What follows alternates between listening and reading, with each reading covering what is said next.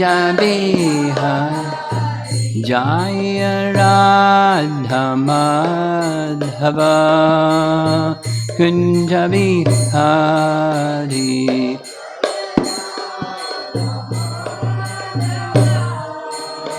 Kunja Bihari Gopi Jana Balabha Girivara Dhari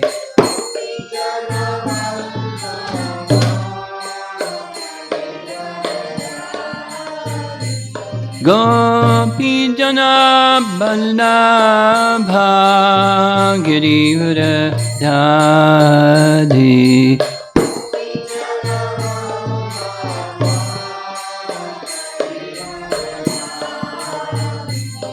Jasodanandana Vrajajanaranjana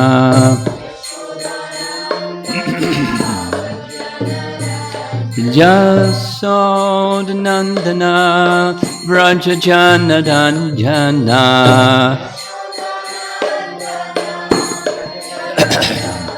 Jamanatira Vanachadi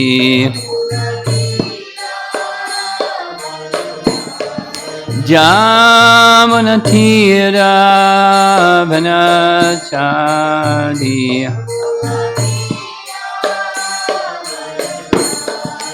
Jaya Radha Madhava Kunja Bihari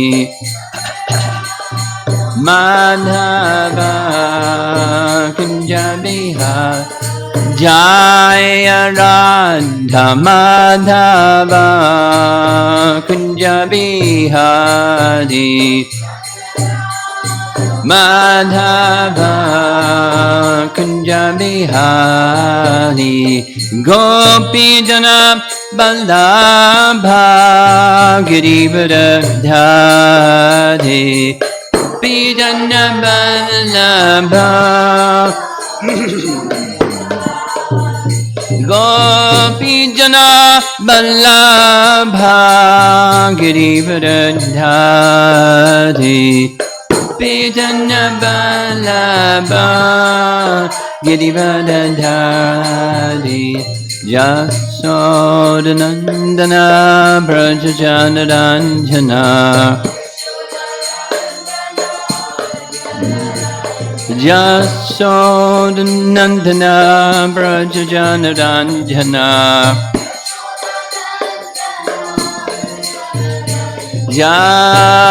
Jamanatira Vanachadi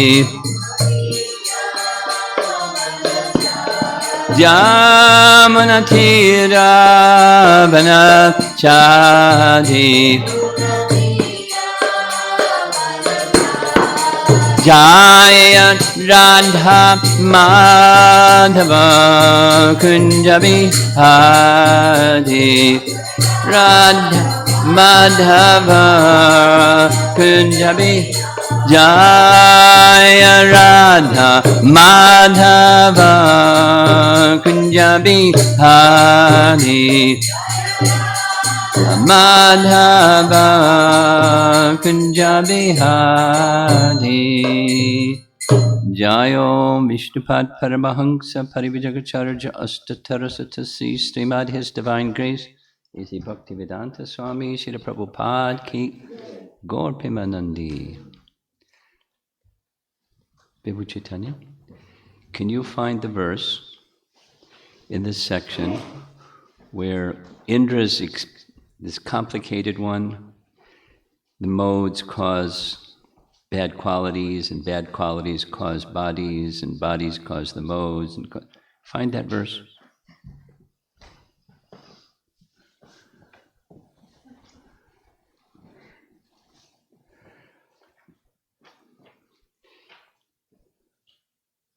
This is our final session together. But I think it'll be nice. You know, the topic, you'll forget about this is our final session because the topic is so nice.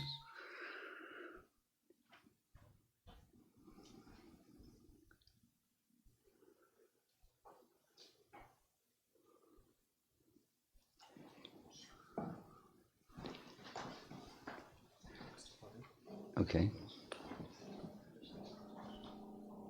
The whole pastime with Indra is coming to a climax because it started with Krishna understanding Indra's got pride. And I don't like pride. So let me have a nice pastime with Indra so I can remove his pride. And it's successful. And the two verses we're going to read this morning, he's using this word manina, pride. And we know that word manina from Shikshastaka, right? Amanina.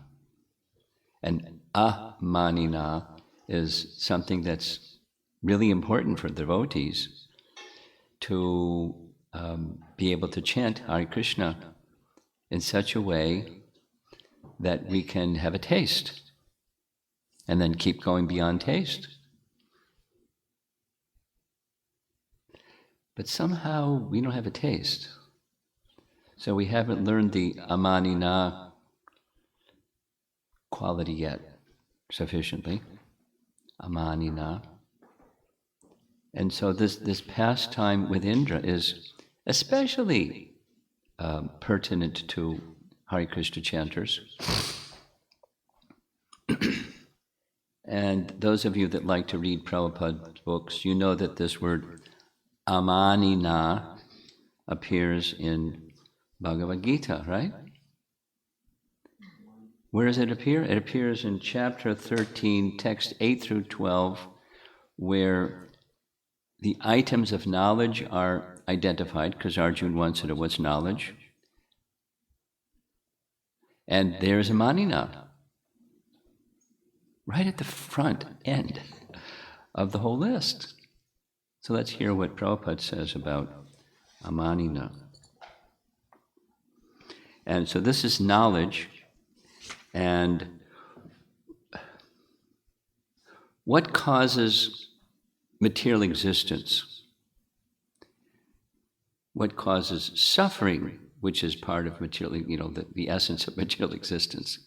It's ignorance. And ignorance, the root of ignorance is ignoring Krishna. And bhakti is to change that, we're not ignoring Krishna, we're connected with Krishna. But it's like, it takes time because we have these unwanted things inside.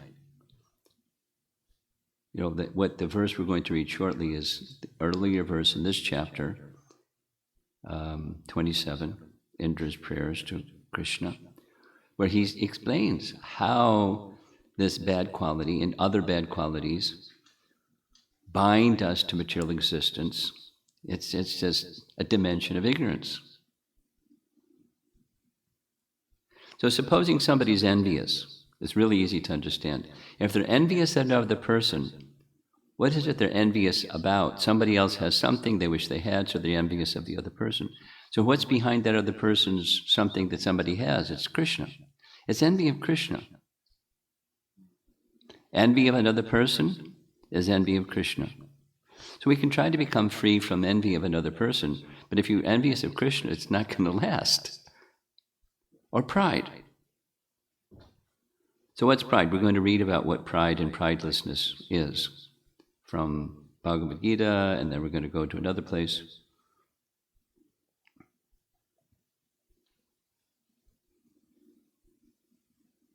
So humility is the starting point, actually. Humility means that one should not be anxious to have the satisfaction of being honored by others. No. Humility and pridelessness, they're like brother and sister, or two peas in a pod. If you're not humble, you're going to be proud. And if you're humble, you're not going to be proud. It has something to do with I and mind. Who are you anyway? If you're insignificant, you're insignificant. But if you're not thinking yourself insignificant, you're thinking, I'm significant. And the significant people want to be honored by others. And if they don't get honored by others, they get grumpy, or they feel something, a negative emotion. One of those negative emotions that keep you bound to material existence. Not just like an unpleasant ride. It binds you to material existence. It keeps the whole samsara going, the bondage to birth and death, those inappropriate negative emotions. Inappropriate means connected to a bodily conception. The material conception of life makes us very eager to receive honor from others, but from the point of view of a man in perfect knowledge, who knows he's not this body, anything, honor or dishonor pertaining to this body is useless. We should not be hankering after this material deception. People are very anxious to be famous for their religion. And consequently, sometimes it is found that without understanding the principles of religion, one enters into some group which is not actually following religious principles, and then wants to advertise himself as a religious mentor. As for actual advancement in spiritual science, one should have a test to see how far he is progressing. He can judge by these items. So Krishna tests us too. That is, you ever get tested? And behind the test is not just the instrument that's testing you, the person that said something nasty or some health issue or some misfortune or coronavirus or, something, but what's behind that something, that misfortune?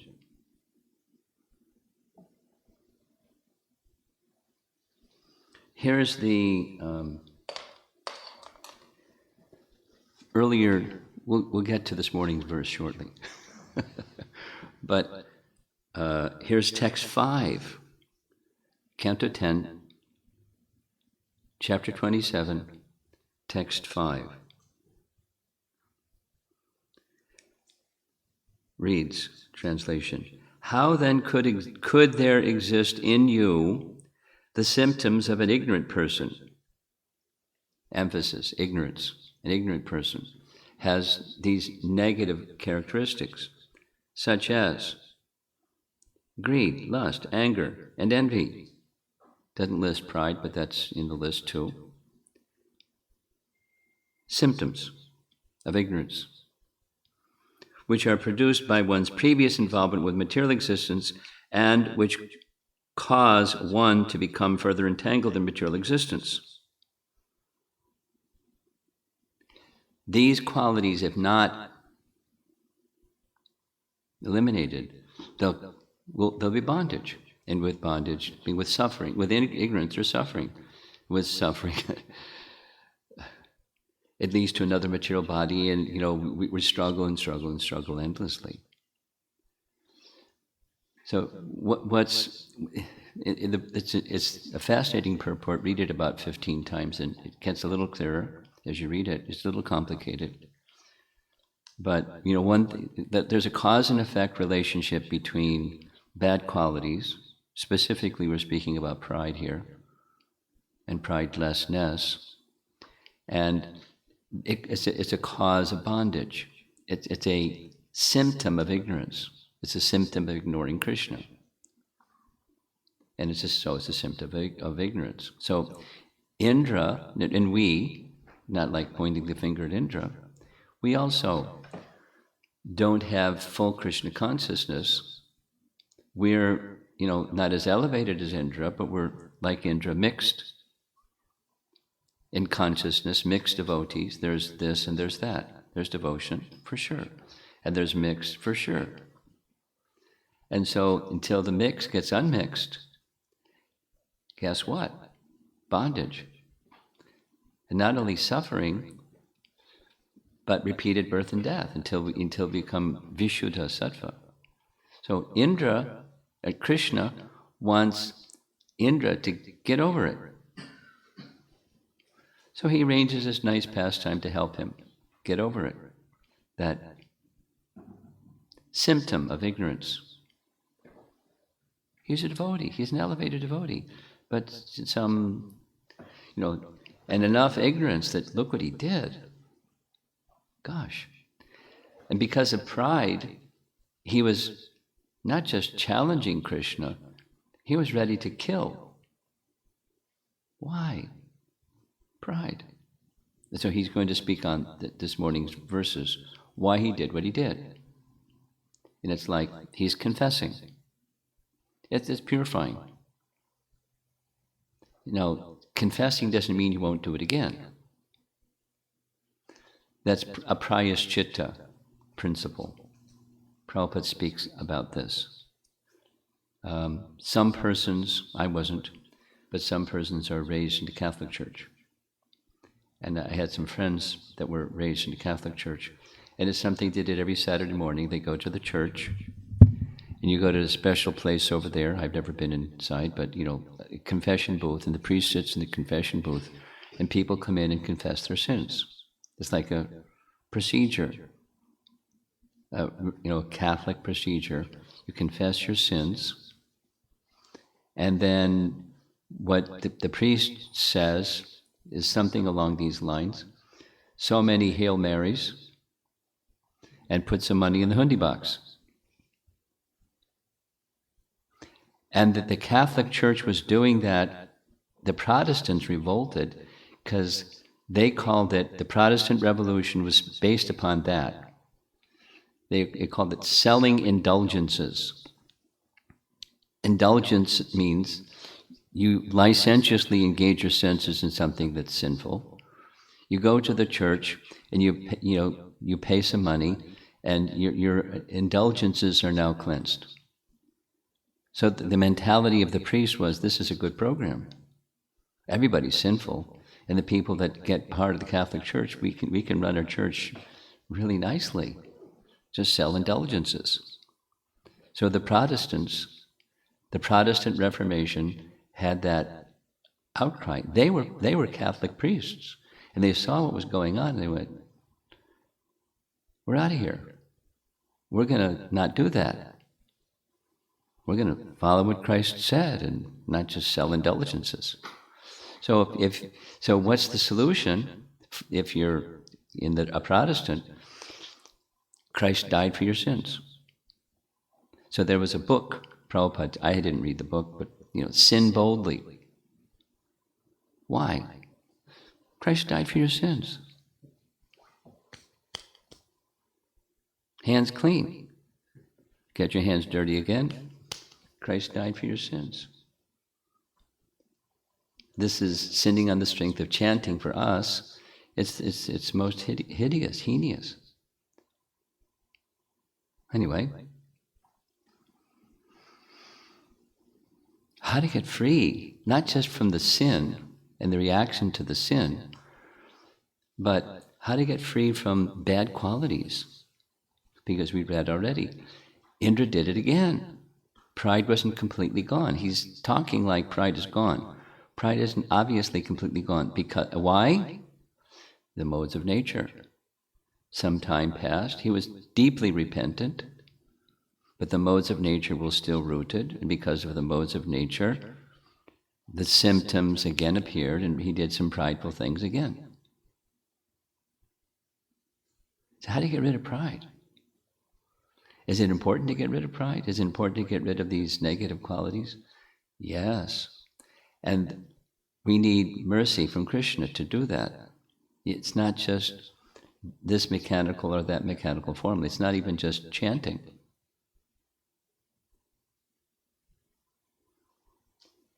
Yes, chanting, but chanting in a quality way. So now let's go to Bhaktivinoda Thakur, who is writing commentary on Shikshastaka 3. Everybody knows Shikshastaka 3. You know Shikshastaka 3? Say it. I'll know it once you start.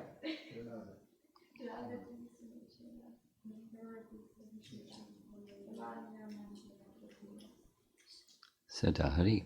So I'm going to read Bhaktivinoda Thakur explaining the terms or the words in the verse, and it's right on topic.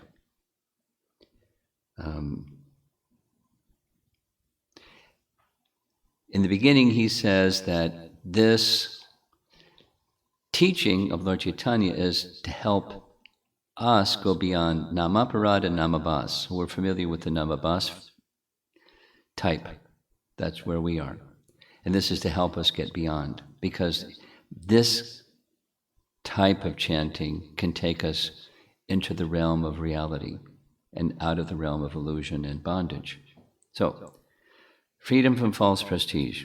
The word amanina describes the third quality of the devotee who chants offenselessly, dash, a spotless heart, free from false ego and false prestige. So false ego is a misconception of who you are, and false prestige is the pride of that false conception of self. There's certainly overlap, but they're not identical. You can have, anyway, it's a specific component of material bondage, is pride, false prestige. All gross and subtle bodily designations are derived from the mode of ignorance. Yogic mystic powers, material opulence, natural beauty, high birth, strength, social status, influence, and over others, etc., are but a function of false ego and are incompatible with real spiritual identity. To completely reject these false designations is to have a spotless heart, devoid of mundane ego and false prestige. He who, in spite of having every reason to be proud, demonstrates tolerance, humility, and a spotless heart is a fit candidate to chant purely. A devotee of Krishna, whether he is a Brahmana living in the house, must subdue the pride of being a Brahmana.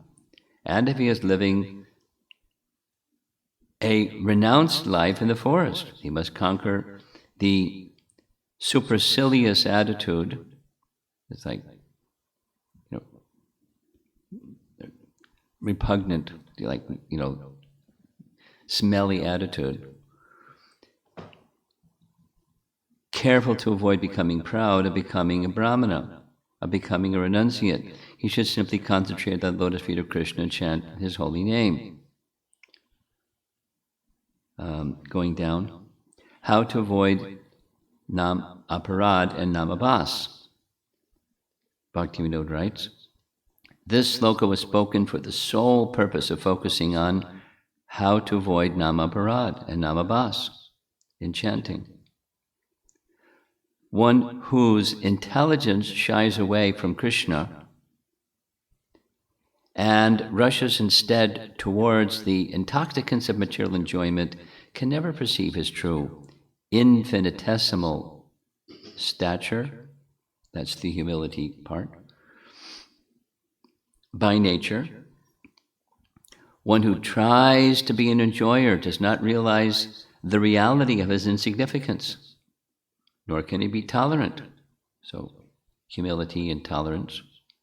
He is not at all inclined to give up his false ego and false prestige. A gross materialist is unwilling, even incapable, of acknowledging anyone as an equal. The Vaishnava, who experiences ecstasy in the Lord, is unwilling, even incapable of acknowledging anyone as equal. The Vaishnava who experiences ecstasy in the Lord's name, on the other hand, is humbler than a blade of grass and more tolerant than a tree, and is unconcerned, even unwilling to receive respect, but is eager to offer respect to others. Such an elevated soul alone is worthy of chanting constantly. When these pure souls offer their praise and worship to the Guru and senior Vaishnavas, they do so out of manada. And when they give advice to disciples and sadhakas to chant, they encourage them with words of appreciation. In this case, their innate quality of amanina, desiring no respect or praise in return. One more paragraph. The glories of humility. A pure devotee understands that these words of praise and appreciation are not empty, mundane vauntings, but acknowledgement of spiritual qualities. And if the foolish misinterpret this as mundane, then he tolerates these railings, thus exhibiting deep forbearance. This is his nature. The unalloyed Vaishnava who chants offenselessly considers himself to be lower than straw in the street that is trampled by walking masses. A true saint never thinks himself to be a Vaishnava or claims to be a guru. He regards himself humbly as a disciple of the whole world and as the most meek and fallen soul, knowing every atom and the infinitesimal spirit soul as the residence of Lord Krishna. He never mistreats anyone as his inferior.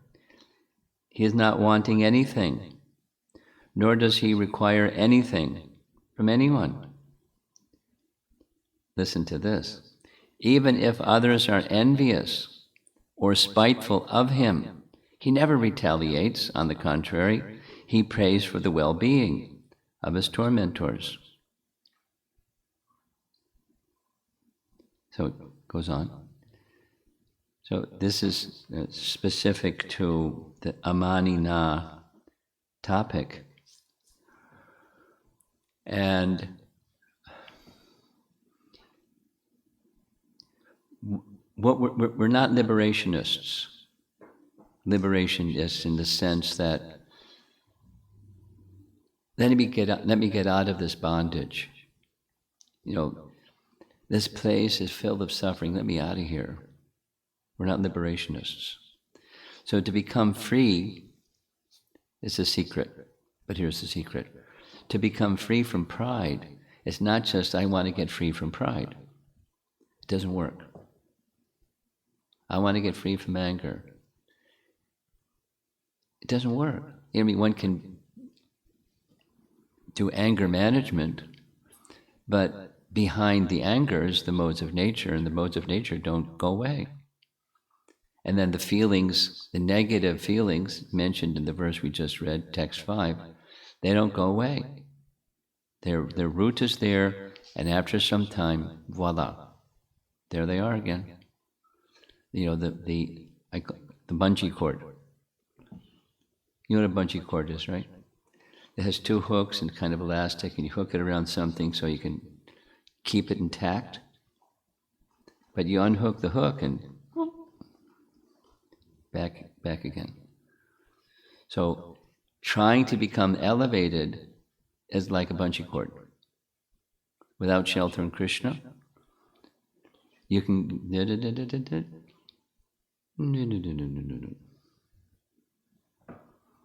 How do you cut that bungee cord? How do you cut that repeated cycle?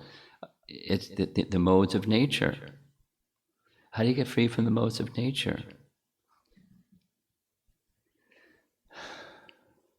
How do you get free from bondage?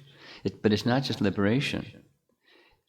It's that kind of liberation, according to the Bhagavatam, aruya krishchena param padam tada.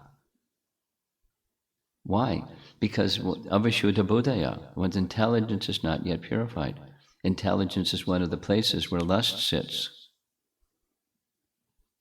So how do you get intelligence where lust isn't there anymore? The modes of nature are gone. It's by Krishna's mercy. So we go through ordeals. We don't need to elaborate on that. We know what ordeals are. And there's different ones, and it hurts. because it's an ordeal. And we want the ordeal to be over, please. But it's not just for the devotee, it's different. For Indra, it's different. And for us, it's different. Because it's an arrangement by Krishna to help us become free from unwanted qualities. So last thing before we go to the verses and the commentaries,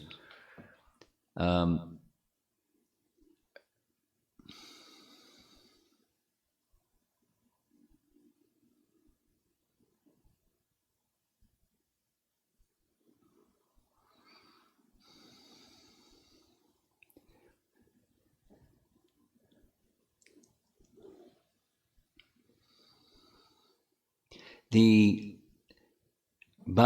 another teaching of Bhaktivinoda Thakur is the occasional pastimes. There's Nitya Lila, eternal pastimes. Like Krishna herding the cows with the cowherd boys. In his interaction with the cows and the cowherd boys and Mother Yasoda and Nanda Maharaja and dancing with the gopis and all of his wonderful activities. Those are Nitya Lila. And then there's occasional pastimes. That's the English translation of Nimitta, Naimittika Lila. And the Naimittika Leelas in Vrindavan, Bhaktivinoda Thakur writes, are especially for the benefit of us. I mean, in this case it's Indra, but it's also us. That is, there's potencies within the pastime to help us become free from obstacles on the path of reaching Braja Prema. Just by hearing, we're dull. So we're not hearing from the heart. We're hearing, but so there's potency there just by hearing.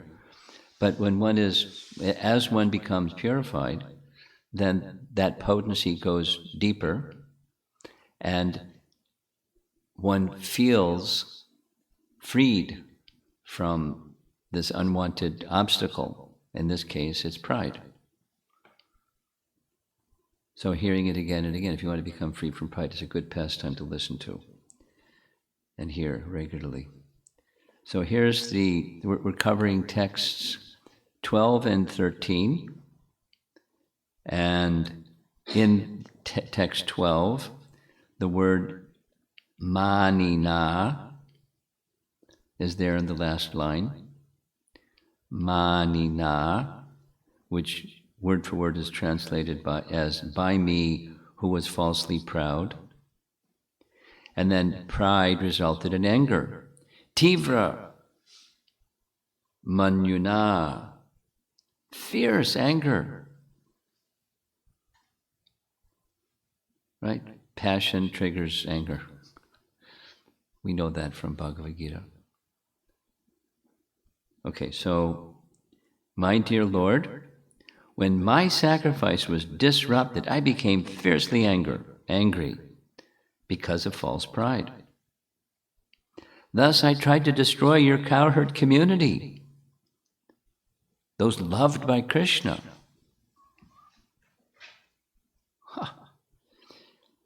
With severe rain and wind.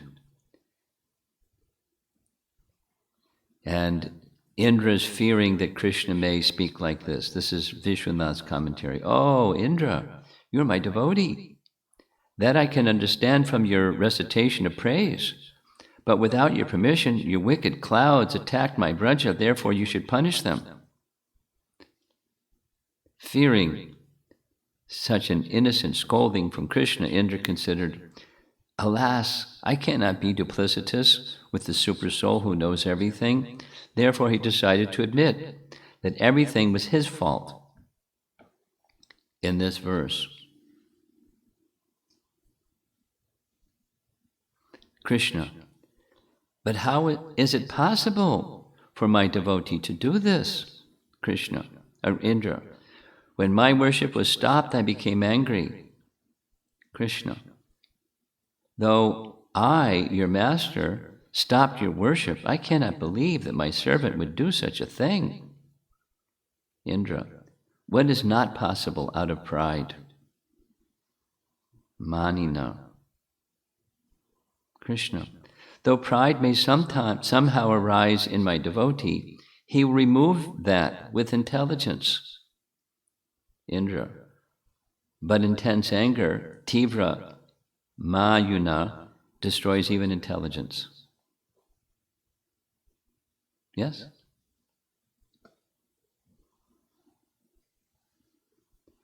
Jiva Goswami.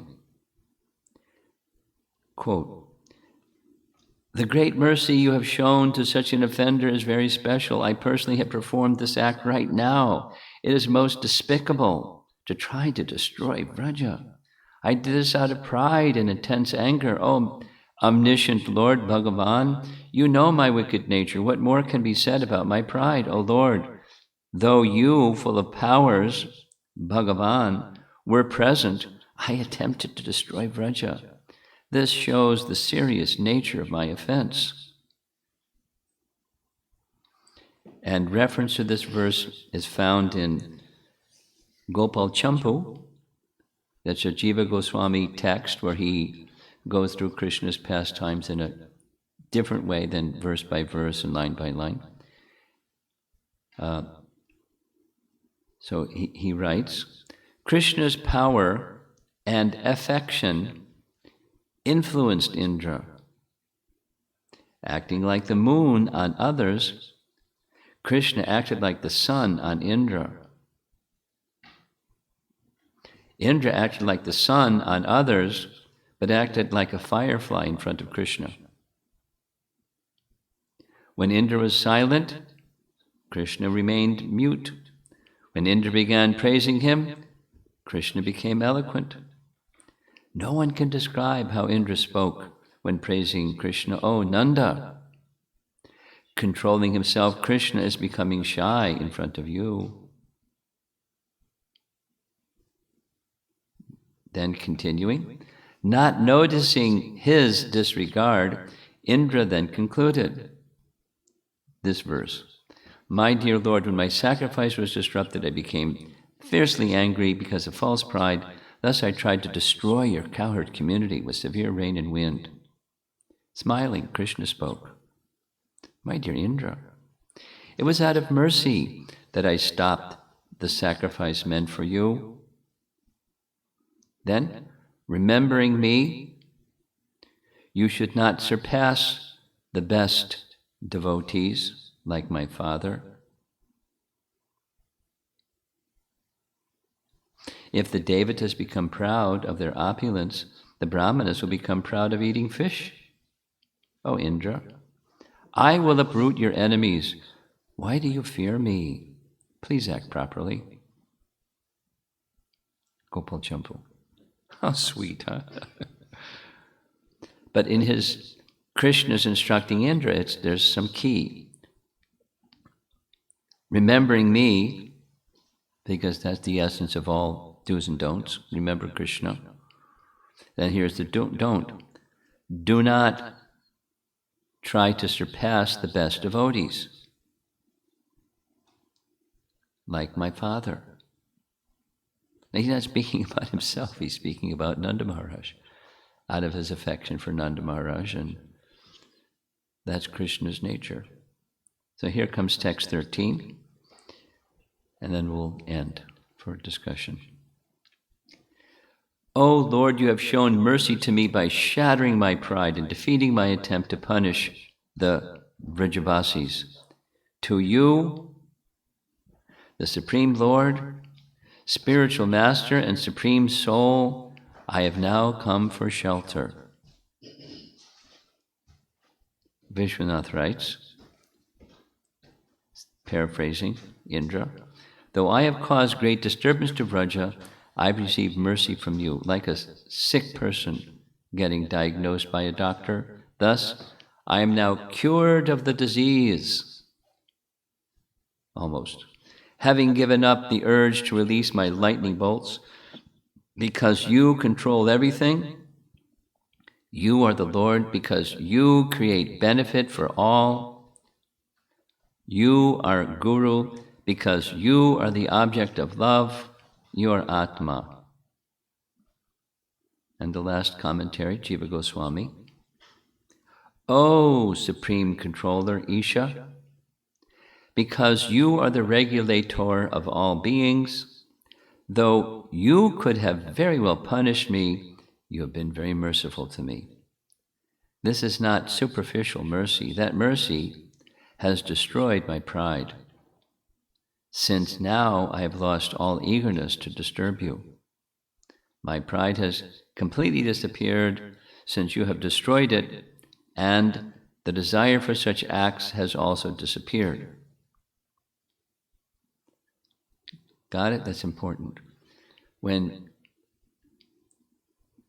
going back to that text 5, when emotions, feelings that arise from ignorance and the modes of nature are prevalent, then those feelings drive behaviors, and behaviors helps develop a body, and we get a body, and it helps drive behaviors in the modes of nature. Because with the body, we heard that commentary for text 5, synonymous with receiving a body is the influence of the modes of nature. So when it speaks of the modes, it means the body. When it speaks of the body, it means the modes. When it speaks of Prakriti, it's the modes of nature, Prakriti. And we're implicated by these emotions that are base. And we just perpetuates our sojourn in material existence. We can curb it for some time by different methods and by intelligence. But intelligence isn't enough. The whole machinery of the material energy keeps moving. After some time moves, prompts the modes of nature and our past impressions, and there we go again. It's not just Indra, there he goes again, there we go again, in the cycle of foolishness.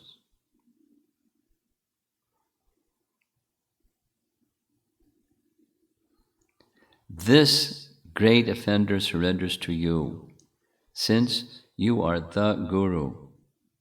Two other reasons for surrender are mentioned.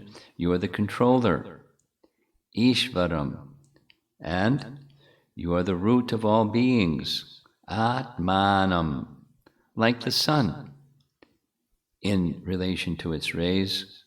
Thus, for 3 reasons, I surrender unto you.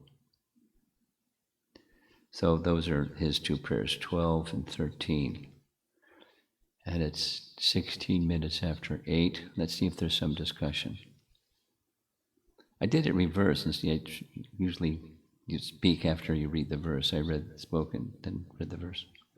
But it's just got inspired to speak that way. Discussion.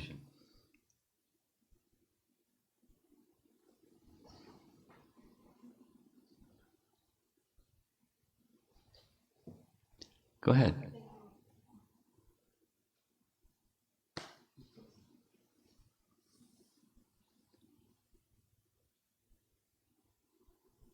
Krishna?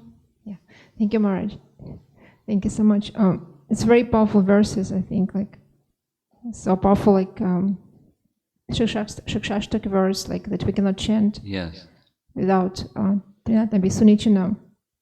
I was thinking about this verse a while ago, and I was thinking it's so important to be humble. At the same time, sometimes people, devotees, mistaken humility, and they feel low about themselves also. Yes, different. And then it's harder to chant when you don't respect yourself. Yeah, that's not what real humility is. And I was thinking that actually who you are, it's not you, it's Krishna, and then so much was put into who you are, yes, your ancestors, your parents, your teachers.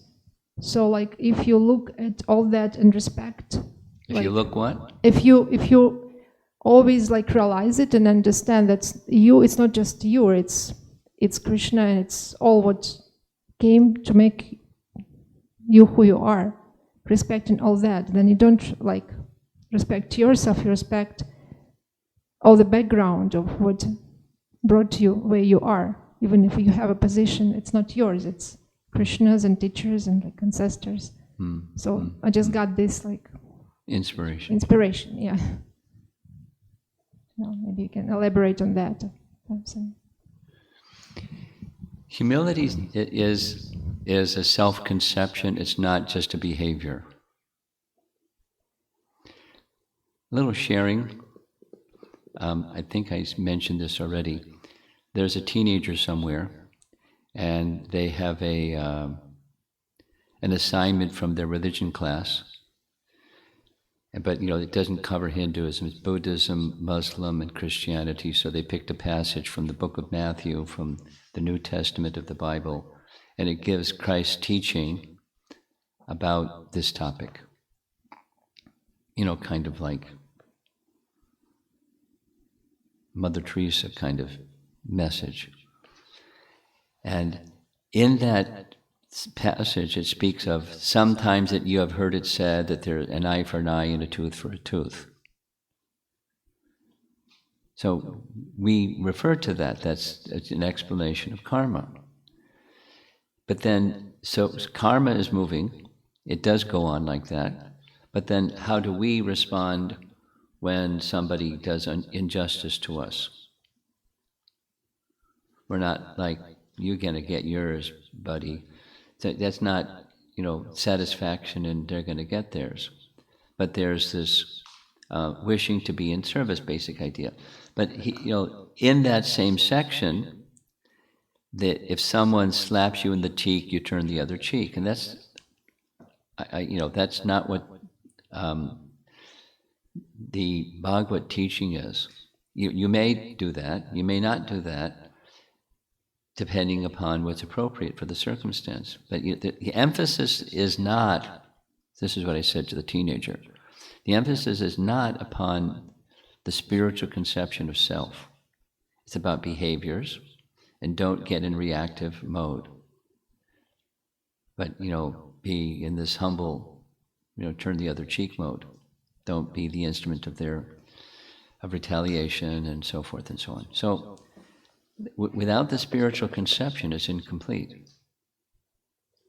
Or, say it in converse, the purpose of good behavior or checking bad behavior is to get us closer to spiritual conception. But it's insufficient if you don't come to spiritual conception. And how you get to the spiritual conception? By conception of God, of who God is. And if you don't have a proper conception of who God is, you can't have a proper conception for yourself, and you're not going to have good conduct, even if you have, nice ideas.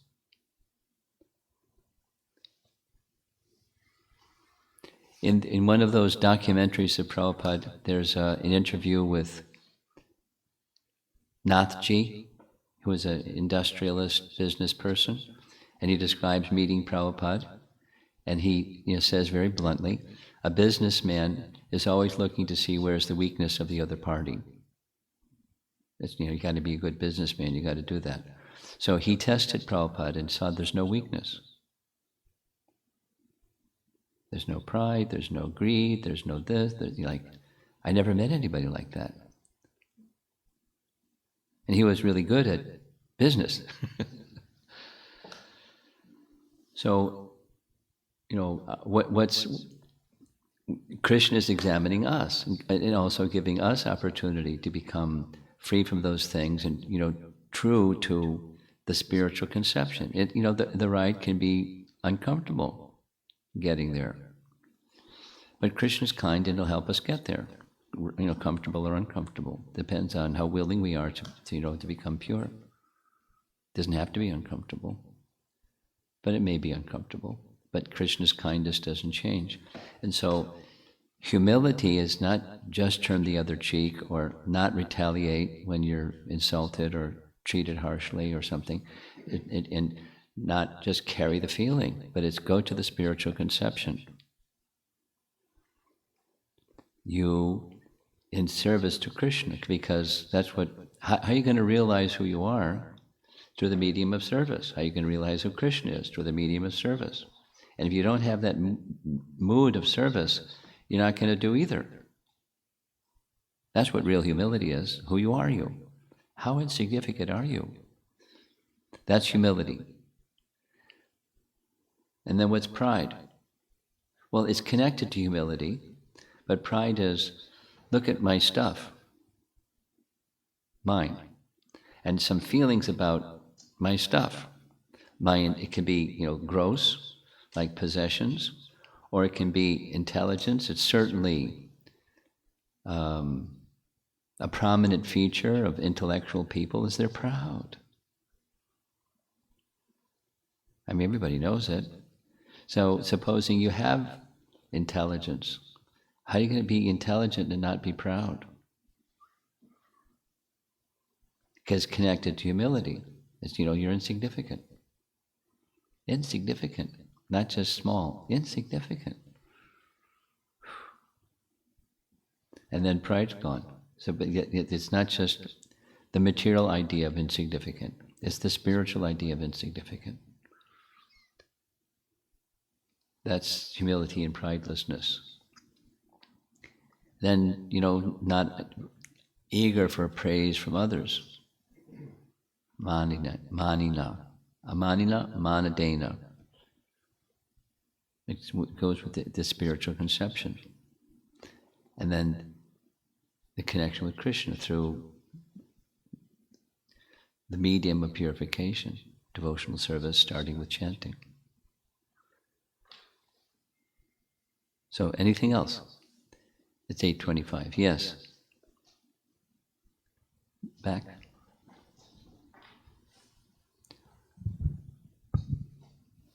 Hare Krishna, Guru Maharaj. So my premise is Krishna wants you more than wants Put to... the microphone a little closer. Krishna wants what? Krishna wants you more than what you can desire. Good. I was talking to one devotee and they were struggling with like forgiveness and like past impressions keep coming and it's very hard to forgive. And those moods come and then they repent and they are praying so much that please give me humility, please give me strength to forgive and not remember negative things. So I was just wondering that what are they lacking where, because Krishna wants them to come to them and they are also wanting the same. Well, it's wanting and also holding on. Oh.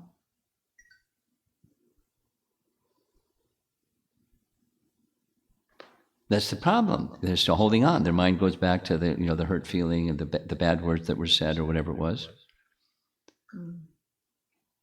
It's wanting and not wanting. We're mixed. That's the problem. So what do you do when you're mixed? You go towards Krishna. You go towards the light and darkness is dissipated. That's what you do. Keep going. Keep praying. Keep wanting. And purification may be gradual. Our attachment to the temporary, attachment to being in the enjoyer mood. So service mood is the antidote.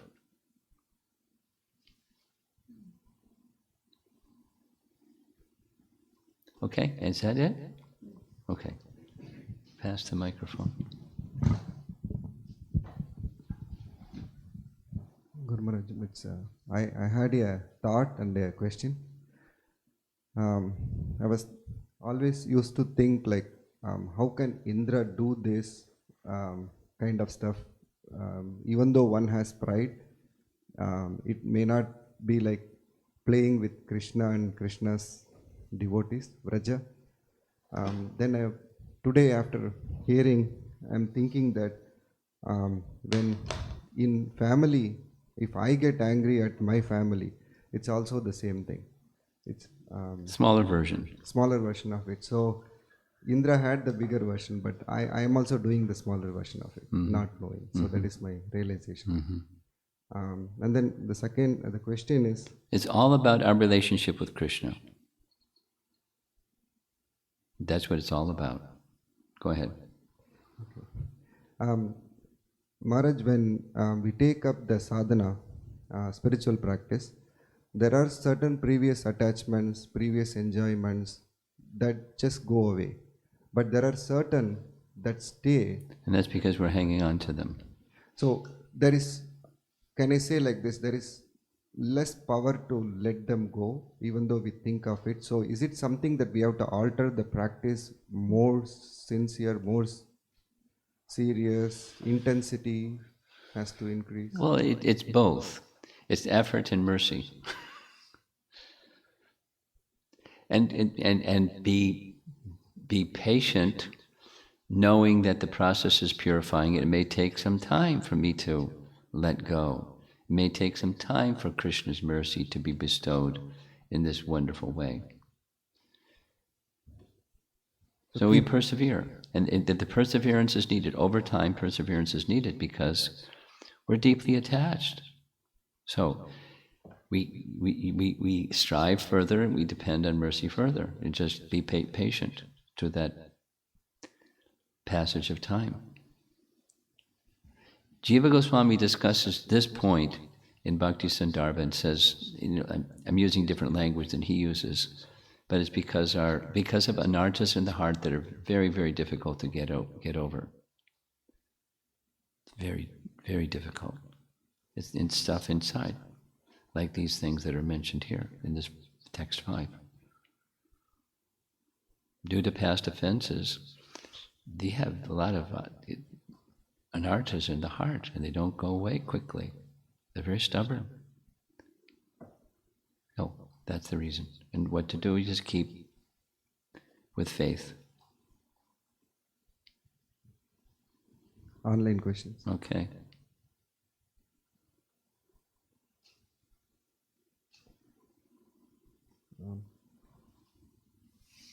Question from Srinivas Prabhu.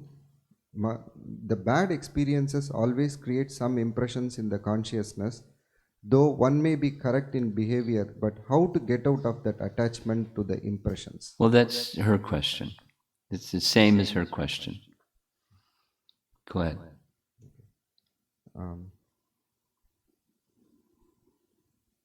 Okay. In connection of from Mohan Leela Prabhu. In connection of selling indulgences, you mentioned that committing sins on the strength of chanting the holy name is similar to that. Yes. Thank you for sharing that. It's kind of turning a light bulb in me. My question, for someone that is struggling to do attentive chanting and also struggling to control the senses, the hope seems to come from the pastime of Ajamil. Then in Nectar of Instruction, Srila Prabhupada says it's important to control the senses and not commit sins on strength of chanting the holy name. It seems to be interrelated. What is the hope for someone that is struggling with both attentive chanting and also struggling to control the senses? Krishna's mercy. That's our hope. It's hope against hope. Ashabandha, Nectar Devotion. You can go read that Ashabandha section from Nectar Devotion. Okay.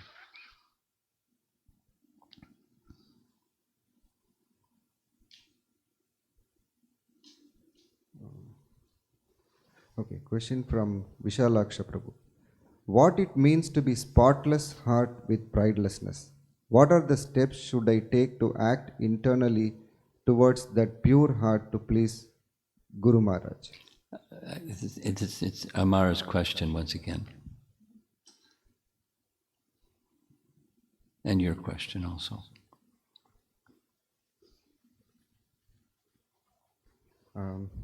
This is from Jyotirmay Mataji from Boston. Mm-hmm. When I am doing some service, I am trying to do in a serving mood. When I get some appreciation for my service, sometimes I feel more encouraged and wanted to do more service. At times I feel I am doing only because I was appreciated, or am I doing the service? Kindly clarify, or am I doing as a service? Kindly clarify this confusion. Well, here's a test. Supposing you do some service and you don't get some appreciation, then what happens? Was the service done in the mood of service, or was the service done in the mood of I want? We're conditioned souls, and so we may want. And so that's a test when it's and that's the test of, let's say, difficulty. Is your enthusiasm the same when there's difficulty and as when there's no difficulty, or more. It's like you're getting recognition, or some position, or something. Is your mood and enthusiasm for service the same or not? That's how you can tell. Question from Sri Radhika Mataji. It seems that since we don't even know who we are, material conditioning habituates us to a life of duplicity. Once we start to attempt to act in our relationship with Krishna, we become aware of how our insecurities in our relationship with Krishna impel us, almost without our will, to be duplicitous. Yeah. How to catch ourselves more in the moment? What was the last line? How to do what? How to catch ourselves more in the moment? How to task ourselves? Catch. How to Test. catch. T-E-S-T. Catch. Catch. C-A-T-C-H. Catch. Chat ourselves? Catch a ball. Catch a ball. Catch. Oh, okay. Okay. How to catch ourselves more in the moment? More in the moment. Practice. Recognizing we're going to slip, and recognizing we're duplicitous. Not only are we going to deceive other people, we're going to deceive ourselves. Hey, I'm doing great. You know, before one becomes a devotee, we don't realize all the stuff that's inside. You become a devotee and like, gosh, look at all that stuff inside. And, keep going. So, to catch yourself takes sustained effort over time, same as these other questions, because there is this tendency of duplicity. Jiva Goswami speaks about it in Bhakti Sandarbha. It's the first sign of Anartha, is duplicity. Deceiving others and deceiving ourselves. And and then it goes further. It goes deeper and darker. But that's according to his teaching, that's a first sign of anarthas, and anarthas don't go away so easily. So her question is how to catch yourself when you're doing the Anartha program. It's your question. Effort, depending upon Krishna, over a period of time. Be willing to be honest with yourself. And then it's really good if you can be honest with, certainly with Super Soul, because he already knows, just like Indra is saying in his prayer, you're Super Souls, you already know, so there's no harm, there's no benefit in deceiving you. Let me be honest. This is why I did what I did. And I'm seeking your recognition of my tendencies, and forgive me and help me remove. He's saying I've already gone past it. He hasn't gone past it. For the moment he's gone past it. He got humiliated, which is good for him, and it's good for us, but it doesn't take away the tendency. Bhakti can take away the tendency. That bhakti means service in the mood of trying to please Krishna, always. That's where our attention goes. As much as your attention can go there, you can overcome, this inability to catch yourself. You catch yourself all the time. Same tendency. Okay? Question from Gopinath. Were Brahmanas eating fish? No. But, Brahmanas don't do such things, but so-called Brahmanas may do such things. They may do some other things too, besides eating fish. So-called Brahmanas. And question from Radha, Atulya Mataji's mother. It's a follow-up question from yesterday. Yesterday you said to say yes to Krishna. What does saying yes mean? Does it mean to act and execute devotional service, or say a prayer that please empower me to go back to Godhead, and I say yes? And more. It's not just say, do, it's the mood of wanting to please Krishna. And when you do, that's to say yes to Krishna. That's what it means.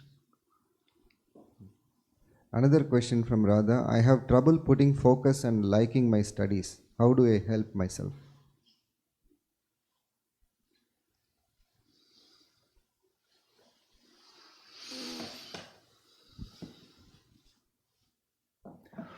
Well, recognizing that shortcoming is a really good beginning. You're part of the way down the road just by recognizing. And then, when there's some weakness, this is one weakness, there may be other ones in each of us. So when you recognize there's some weakness, then apply strength in those areas that there isn't weakness, borrow some strength from those areas and do something in the area where apply some strength in those areas where there's weakness. So like, there are things that you like to do. You like to read Ramayana. She likes to read Ramayana. So you read Ramayana and you can feel some strength and you ask for Super Soul's permission, or Lord Ram's permission, or Valmiki's permission, or the Vaishnava's permission. I'm weak over in this area. Please help me. Let me take some strength from this strong area and apply it over here, because for the pleasure of Krishna. Then you've got the right formula. This is the last one. It's not a question, it's just appreciation from Ramesh Prabhu and Shankari Mataji from Toronto. All our sincere gratitude and appreciation for giving us this association. This experience is something unique compared to other visits. In your presence, COVID situation changed as a blessed situation for all of us. Hare Krishna. Prabhupada ki Jai.